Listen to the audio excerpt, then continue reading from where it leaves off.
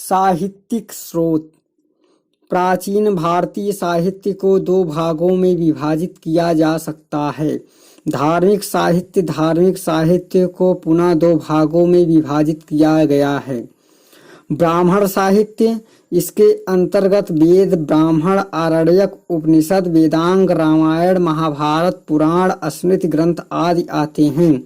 वेद ब्राह्मण साहित्य में सर्वाधिक प्राचीन है। 4 प्रकार के ऋग्वेद, सामवेद, यजुर्वेद और अथर्ववेद। इन वेदों से आर्यों के प्रसार, युद्ध, आर्यों, अनार्यों, दासियों तथा दासियों इत्यादि के बारे में तथा उसके सामाजिक, आर्थिक तथा धार्मिक जीवन के बारे में जानकारी प्राप्त होती है। ब्राह्मण में ब्रह्म शब्द का अर्थ है यज्ञ, अर्थात यज्ञों एवं कर्मकांडों के विधि विधान एवं इसकी क्रियाओं को भली भांति समझने के लिए ही ब्राह्मण ग्रंथ की रचना हुई। ये ग्रंथ गद्य में लिखे गए हैं। आरण्यक ब्राह्मण ग्रंथों का अंतिम भाग है, जिसमें दार्शनिक एवं रहस्यात्मक विषयों का वर्णन है। जंगल अरण्य में पढ़े जाने के कारण इसे आरण्यक कहा गया है। आरण्यक ग्रंथों की संख्या तो बहुत अधिक है, किंतु इसमें कुछ ही उपलब्ध है, जैसे ऐतरेय, सांख्यायन, तैत्तिरीय, मैत्रायणी, बृहदारण्यक और छंदोग्य। उपनिषद का शाब्दिक अर्थ है समीप बैठना। शिष्य ब्रह्म विद्या को प्राप्त करने के लिए गुरु के समीप बैठते थे। उपनिषद वेदों के अंतिम भाग है, अतः इन्हें वेदांत भी कहा जाता है। ये हैं ईश, कंठ, केन, मुंडक, मांडुक्य, प्रश्न, ऐतरेय, तैत्तिरीय, छंदोग्य, बृहदारण्यक, श्वेताश्वर, कौशितकी और मैत्रायणी। प्रसिद्ध राष्ट्रीय वाक्य सत्यमेव जयते मुंडकोपनिषद से लिया गया है। यम नचिकेता संवाद का वर्णन कठोपनिषद में है। अब हम वेदांग 6 है। पहला है छंद। छंद में वेद के पैर आते हैं। इसमें वैदिक एवं लौकिक छंदों की व्याख्या है। कल्प वेद के हाथ हैं। यज्ञ, अवस्था या गृहस्थाश्रम और ज्योतिष वेद की आंखें हैं। ग्रंथ एवं नक्षत्रों का अध्ययन निरुक्त वेद की कान हैं। वैदिक शब्दों की व्याख्या और शिक्षा जो है वेद की नासिका है, यानी शुद्ध उच्चारण। स्मृतियाँ का उदय वेदांग और सूत्रों के पश्चात हुआ। स्मृतियों को धर्मशास्त्र भी कहा जाता है। इस संभवतः मनुस्मृति सबसे प्राचीन माना जाता है। प्रमुख स्मृतियाँ।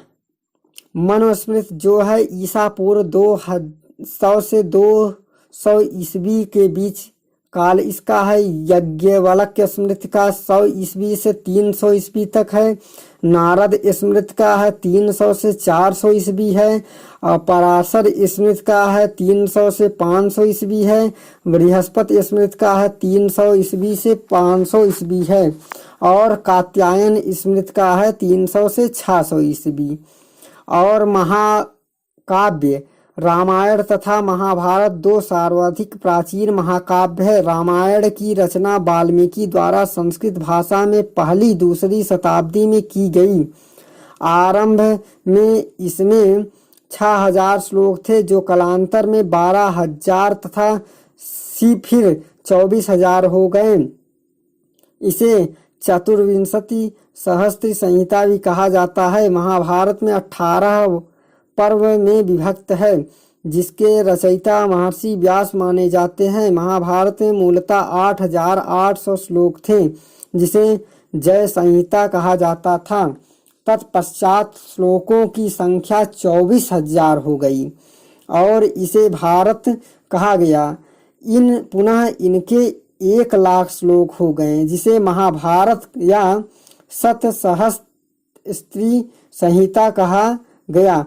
महाभारत का प्रारंभिक उल्लेख अश्वालायन गृह सूत्र में मिलता है। पुराण की संख्या 18 है। पुराणों के रचयिता लोमहर्ष अथवा उनके पुत्र उग्रश्रवा को माना जाता है। अधिकांश पुराणों की रचना संभवतः 3री-4वीं शताब्दी गुप्त काल में हुई। सबसे प्रामाणिक एवं प्राचीन मत्स्य पुराण है। सूत्र साहित्य की रचना ईसा पूर्व 6ठी शताब्दी के आसपास शुरू हुई। सूत्र ग्रंथों को कल्प कहा जाता है। ऐसे सूत्र जिसमें विधि और नियमों का प्रतिपादन किया गया है कल्प सूत्र कहलाते हैं। ये 4 प्रकार के हैं। श्रौत सूत्र यज्ञ संबंधी नियमों का उल्लेख। गृह सूत्र मनुष्यों के लौकिक तथा परलौकिक कर्तव्यों से संबंधित। धर्म सूत्र सामाजिक, धार्मिक एवं राजनीतिक कर्तव्यों का उल्लेख। शूल्य सूत्र इसमें यज्ञ वेदियों को नापने, उसके स्थान चयन तथा निर्माण आदि का वर्णन है। और खड़ दर्शन 6 प्रकार के हैं। इसमें आत्मा, परमात्मा, जीवन और मृत्यु आदि से संबंधित दार्शनिकता का वर्णन है। षड दर्शन सांख्य, इसके प्रणेता कपिल। योग दर्शन के प्रणेता पतंजलि। न्याय दर्शन के प्रणेता गौतम। वैशेषिक दर्शन के प्रणेता कणाद। और पूर्व मीमांसा के जैमिनी, उत्तर मीमांसा के व्यास। अब हम देखेंगे ऐतिहासिक ग्रंथ तथा उसके लेख। अष्टाध्यायी पुस्तक जो है इसके लेखक पाणिनि हैं और इसमें विशेषता यह है कि पूर्व मौर्य काल के भारत की राजनीतिक, सामाजिक एवं धार्मिक दशा की जानकारी। मुद्रारक्षक इसके लेखक विशाखदत्त हैं। नंद एवं मौर्य वंश के पतन और गुप्त वंश की स्थापना से संबंधित जानकारी। कथा सरित सागर इसके लेखक सोमदेव हैं। कश्मीर राज्य में स्त्री की पतनोन्मुख सामाजिक स्थिति का वर्णन, मौर्य काल की घटनाओं से संबंधित जानकारी मिलती है। अर्थशास्त्र इसके लेखक कौटिल्य हैं। चाणक्य अथवा विष्णुगुप्त।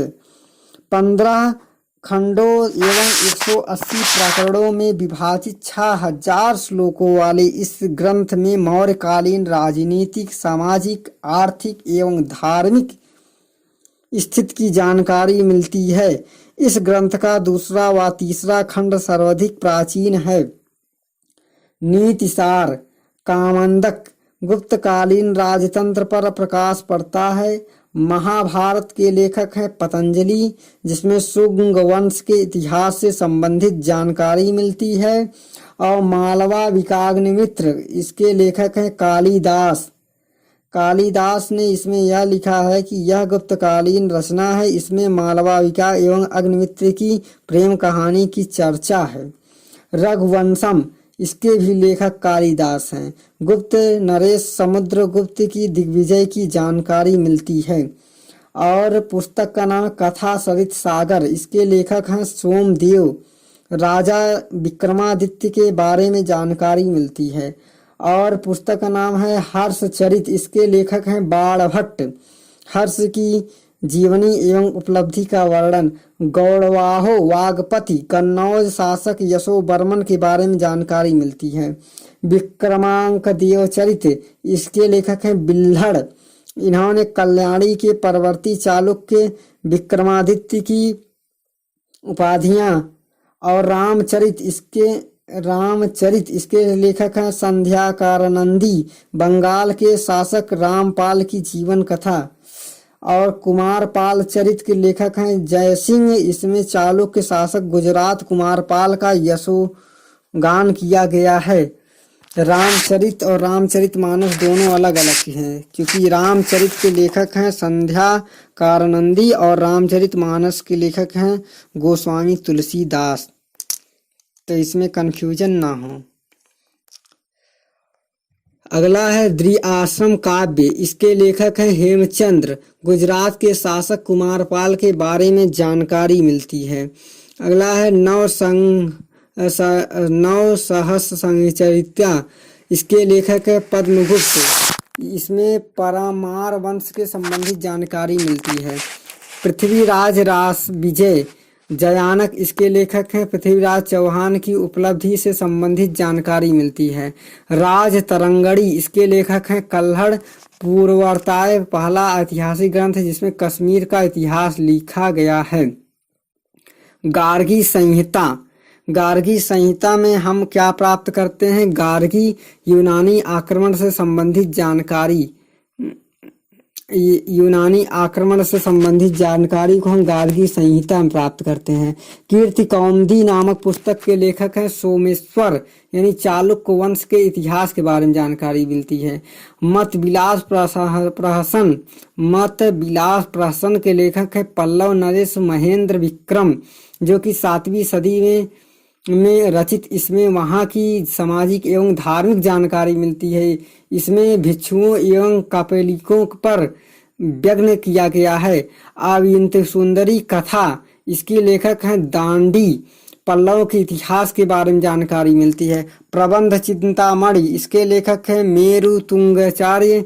5 खंडों में विभाजित इस ग्रंथ से विक्रामाक, सातवाहन, मूलराज, मुंज, भोज, सिद्धाराज, जयसिंह और कुमारपाल, लक्ष्मण सेन, जयचंद आदि के बारे में जानकारी मिलती है। यह एक जैनी ग्रंथ है।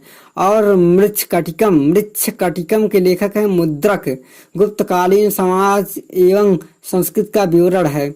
और कुमार संभव चरित्र के लेखक है दंडी जो हैं वो गुप्तकालीन समाज एवं संस्कृत का विवरण लिखते हैं। तो आइए हम आगे और इसमें देखते हैं साहित्यिक जानकारियों से क्या क्या मिलती है। अगला है ब्राह्मणेतर साहित्य। क्या है? ब्राह्मणेतर साहित्य। इसके अंतर्गत बौद्ध साहित्य तथा जैन साहित्य आते हैं। जैसे बौद्ध साहित्य में क्या है? बौद्ध मतावलंबियों ने जिस साहित्य का सृजन किया उसमें भारतीय इतिहास की प्राचुर सामग्रियां निहित है। बौद्ध साहित्य पिटक तथा पिटकोत्तर साहित्य में विभाजित है।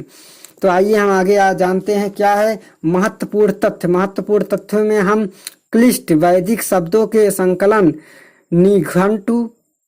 निघंटु की व्याख्या करने के लिए निमित्त यास्क ने निरुक्त की रचना की थी। पाणिनि का अष्टाध्यायी तथा पतंजलि का महाभाष्य व्याकरण ग्रंथ है। टीसीएस ईरान का राजवैद्य था। कहाँ का था राजवैद्य? टीसीएस ईरान का राजवैद्य था। और हेरोडोटस को इतिहास का पिता कहा जाता है। अगर पूछा जाए कि इतिहास का पिता किसे कहा जाता है तो हेरोडोटस को कहा जाता है। फेडिरस मैक्समुलर 1823 से 1900 ने ऋग्वेद का अंग्रेजी में अनुवाद किया था। विलियम जोन्स ने 1789 में कालिदास की अमूल्यकृत अभिज्ञान शाकुंतलम, यानी कालिदास ने क्या लिखा था? अभिज्ञान शाकुंतलम, जो कि विलियम जोन्स ने 1789 में इसका क्या किया? इसको अंग्रेजी में अनुवाद किया। और उसने ऋग्वेद को भी अंग्रेजी में अनुवाद किया था। किसने? विलियम जोन्स ने। विल्किंस ने 1785 ईस्वी में भगवत गीता का अंग्रेजी में अनुवाद किया था। मौखरी एवं पाल वंश के राजाओं का इतिहास भी मिला है। बिल्किंस ने 1750 में क्या किया? भगवत गीता यानी भगवान श्री कृष्ण द्वारा विदित गीता का अनुवाद उसने अंग्रेजी में किया था। जैन साहित्य में हम क्या देखते हैं? जैन साहित्य को आगम कहा जाता है। आगम के अंतर्गत 12 अंग के अतिरिक्त 12 उपांग, 10 प्राकीर्ण, 6 छंद और नंदी सूत्र अनुयोग द्वारा एवं मूल सूत्र आते हैं। आगे हम क्या इसमें देखें? इन आगम ग्रंथों की रचना महावीर की मृत्यु के बाद श्वेतांबर संप्रदाय के आचार्यों द्वारा की गई थी। यानी महावीर स्वामी की मृत्यु श्वेतांबर संप्रदाय के आचार्यों द्वारा की गई थी। क्या की गई थी? मूल सूत्र की। अगला है महत्वपूर्ण तथ्य में आचरंग सूत्र जो है उस जैन भिक्षुओं के आचार नियमों का उल्लेख उसमें मिलता है। और भगवती सूत्र में महावीर के जीवन की जानकारी मिलती है। और नया धम्मकहा में महावीर की शिक्षाओं का वर्णन है। उवास गदसाओ में उपासकों के जीवन संबंधित नियम दिए गए हैं। भगवती सूत्र में 16 महाजनपदों का उल्लेख मिलता है। जैसे जैन साहित्य में हमने क्या देखा कि जैन साहित्य में भगवती सूत्र है, और तो वैसे बौद्ध साहित्य में अंगुत्तर निकाय है जिसमें 16 महाजनपदों के बारे में जानकारी मिलती है। अगला है भद्रबाहु चरित में चंद्रगुप्त मौर्य के राज्यकाल की जानकारी प्राप्त होती है। और धार्मिकेतर या लौकिक साहित्य, इसके अंतर्गत क्या है, धार्मिकेतर साहित्य को 4 भागों में विभाजित किया गया। ऐतिहासिक ग्रंथ, विदेशी विवरण, और फिर उसके बाद है जीवनियाँ, कल्पना प्रधान तथा गल्प साहित्य। ऐतिहासिक ग्रंथों में आते हैं ऐसे अनेक विशुद्ध ऐतिहासिक ग्रंथ जिनमें केवल सम्राट तथा उसके शासन से संबंधित तथ्यों का उल्लेख किया जाता है, उसे क्या कहते हैं, ऐतिहासिक ग्रंथ कहते हैं।